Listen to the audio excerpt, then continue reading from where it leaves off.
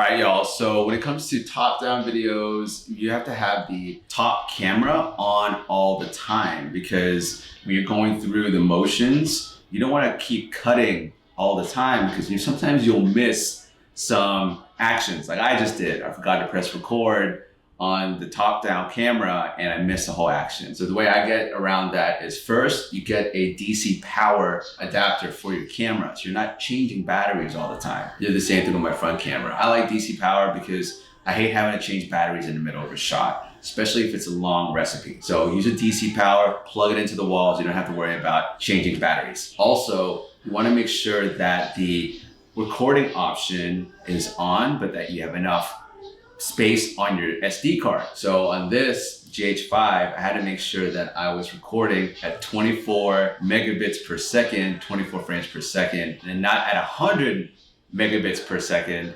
or at 24 frames per second. The reason why, I have 10 hours of recording time on here as opposed to just 2 hours if I chose the lower bit rate. And so it will have a little bit of a quality change, but you just have to know that when you do edit this, you're gonna be editing long files. Even if you're shooting in 4K or 1080 at 100 megabits, you gotta make sure that you have enough space in your card and also your hard drive.